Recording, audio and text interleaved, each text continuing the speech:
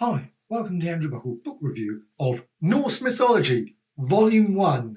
I assume there'd be a Volume 2 at some point, but I did look online and noticed that Norse Mythology 1 to 6, this is obviously for the issues that they come from, that was it. So maybe hopefully there will be a Volume 2, but at the moment I assume this is virtually everything collected. So the book itself is from Dark Horse, just come out, so it's March 2021. There's 160 pages in this, and the stories are all, I think, probably fairly well known, public domain mythologies, Norse mythology. So it's, I don't think I can really give many spoilers away in terms of, obviously there's Thor, there's stories about his hammer, Loki, etc. All the usual characters turn up, and just going to go through the book. It's part of the Neil Gaiman library. And this is obviously a variety of different artists involved. P. Craig Russell being the main one, but certainly there's others. Ooh, take that off. Now, before I go any further, a book that I really, well, I love this as well. The book I really love in terms of that sort of thing, Gospel of Loki. I love Joanne M. Harris. Her brilliant writing, and she's done quite a few things like this. Loki, just superb.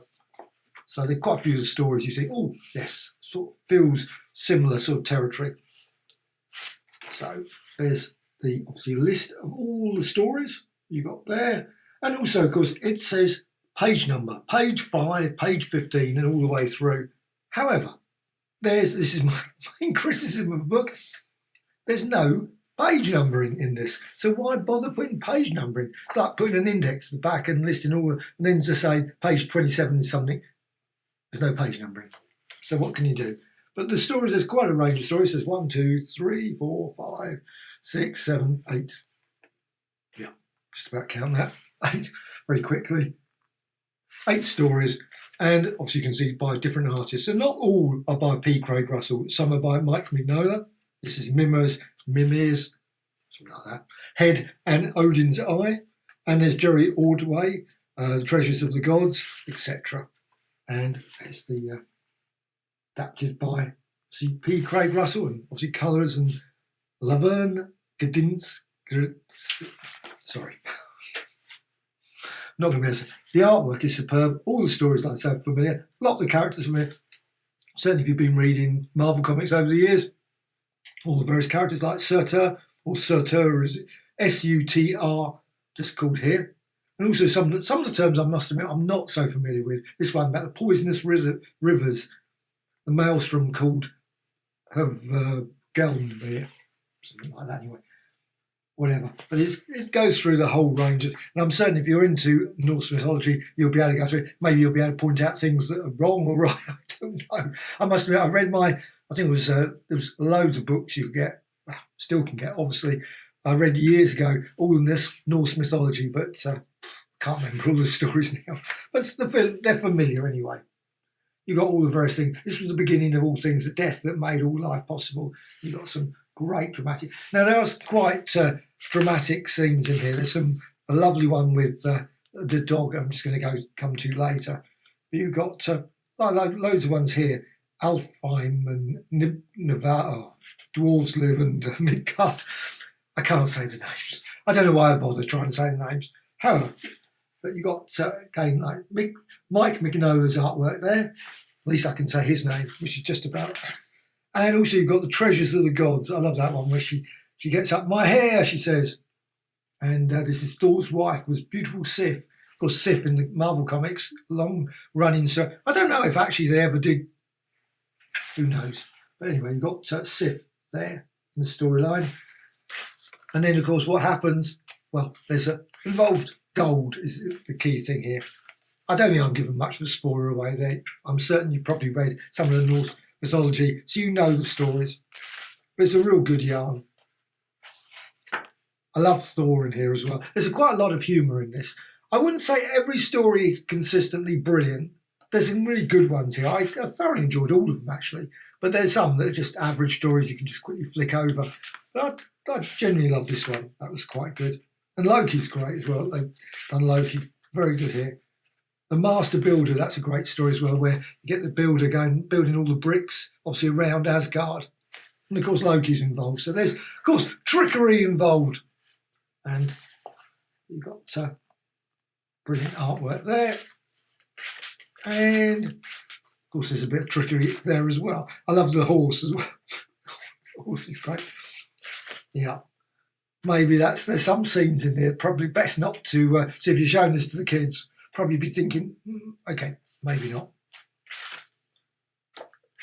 This is good as well. You've got Hell. You've got Hell, and you've got also, I love the dog. The dog is great. And my bed is called Sick Bed.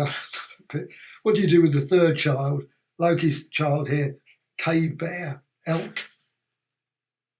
Absolutely great. Oh, I won't show that, let's spoil that bit. But you've got some really dramatic scenes with the dog. The dog is spectacular in this. Really enjoyed that story. That was really good. And also Freya's Unusual Wedding. That's quite a fun little story. I wouldn't say the artwork is particularly my cup of tea, but it's a good story. It's got a fun story, which is really... So there's the story there. So there's another story with obviously Loki and Thor involved. And then that's it. I think that's all the way through. And you've got some bonus material at the end as well, which is always good. It's always a pity when you get these things. You think, God, I wish they were on bigger pages, because some of the artwork on this is really great. Love that one. That's superb as well.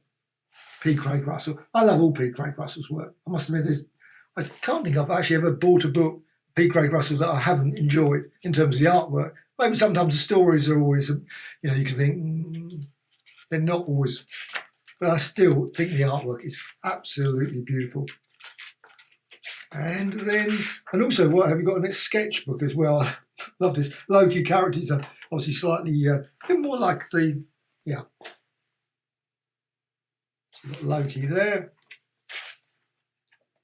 And you've got some other, now I love these ones, but books that have always got the pencil layouts, I just love those. I wish every book would have a bonus section at the back where you've got the pencil. It's just beautiful seeing that, just the original artwork.